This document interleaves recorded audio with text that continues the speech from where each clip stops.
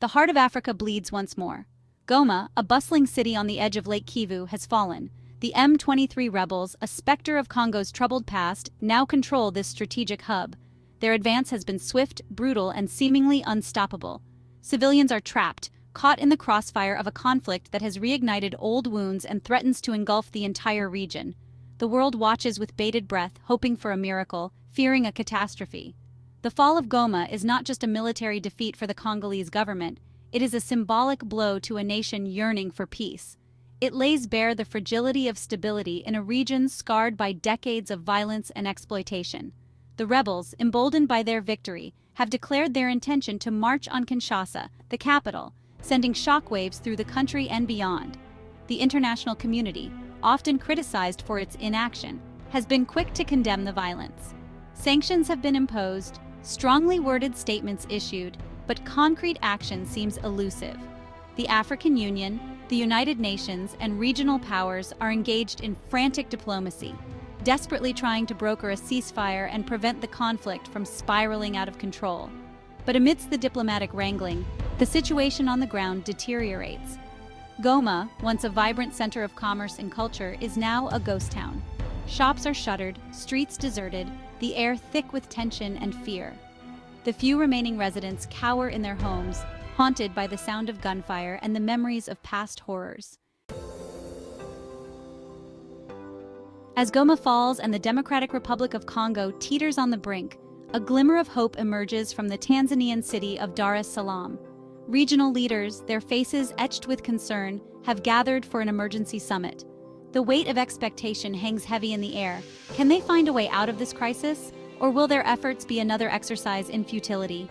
The summit is as much about optics as it is about substance.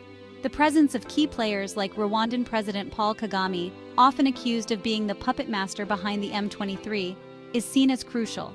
His every word, every gesture will be scrutinized for clues about his intentions. The stakes are high, and the pressure is immense. At the heart of the summit lies a fundamental question: can there be peace without justice? The Congolese government insists that the M23 must disarm and face justice for its crimes.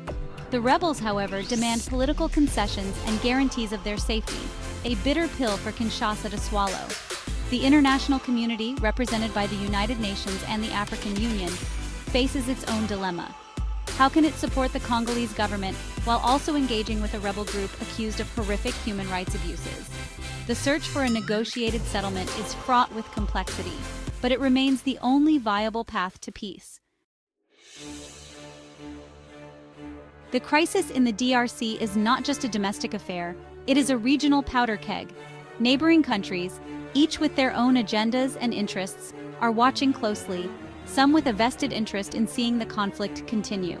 Understanding their motivations is key to unraveling the tangled web of alliances and rivalries that fuel the violence. Rwanda, under the leadership of Paul Kagame, stands accused of being the M23's main backer. Kigali vehemently denies these allegations, but evidence of its support is mounting. Rwanda's motives are complex, ranging from security concerns to economic interests in Congo's vast mineral wealth. Uganda, another regional heavyweight, is also implicated in the conflict. Reports suggest that Kampala is providing covert support to the M23, a claim it vehemently denies. Uganda's President Yoweri Museveni, a wily political operator, walks a tightrope, trying to maintain good relations with both Kinshasa and Kigali. Burundi, still recovering from its own civil war, finds itself drawn into the conflict. Bujumbura has accused Rwanda of supporting Burundian rebels operating from Congolese territory, further inflaming regional tensions. The crisis threatens to unravel the fragile peace in Burundi and plunge the region into a wider war. Section 4. A humanitarian catastrophe unfolds. While diplomats engage in shuttle diplomacy and world leaders issue condemnations, the human cost of the conflict continues to mount. Behind the headlines and the political posturing lies a humanitarian catastrophe of staggering proportions. Millions are displaced, their lives shattered, their futures uncertain. The stories emerging from eastern Congo are harrowing. Families torn apart, children orphaned, women subjected to unspeakable violence. The lucky ones have found refuge in overcrowded camps, where basic necessities like food, water, and medicine are scarce. The less fortunate are left to fend for themselves, their survival hanging by a thread. The international community, overwhelmed by crises around the world, seems paralyzed by the scale of the suffering in Congo.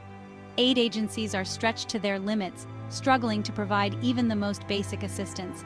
The situation is dire, and it is only getting worse with each passing day. The conflict has exacerbated an already fragile humanitarian situation in eastern Congo. Years of violence and instability have left the region impoverished and underdeveloped. The healthcare system is in shambles, education is a luxury few can afford, and access to clean water and sanitation is limited. The conflict is a multiplier of misery, pushing an already vulnerable population to the brink of survival.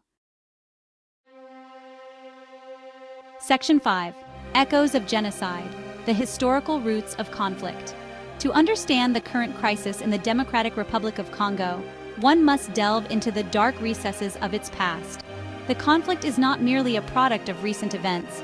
It is rooted in a history of colonialism, genocide, and the ruthless exploitation of its vast natural resources. The seeds of discord were sown during the colonial era, when Belgium's brutal rule sowed divisions among Congo's diverse ethnic groups. Independence in 1960 did little to heal these wounds, and the country soon descended into chaos and dictatorship. The 1994 genocide in neighboring Rwanda cast a long shadow over the region. The perpetrators of the genocide, fearing retribution, fled across the border into eastern Congo, taking with them the embers of hatred and violence. Rwanda, seeking to secure its borders and pursue its enemies, launched incursions into Congo, further destabilizing the region. The discovery of vast mineral wealth in eastern Congo, including coltan, a key component in mobile phones and other electronics, added fuel to the fire. Armed groups, both domestic and foreign, vied for control of these lucrative resources, turning the region into a battleground for profit.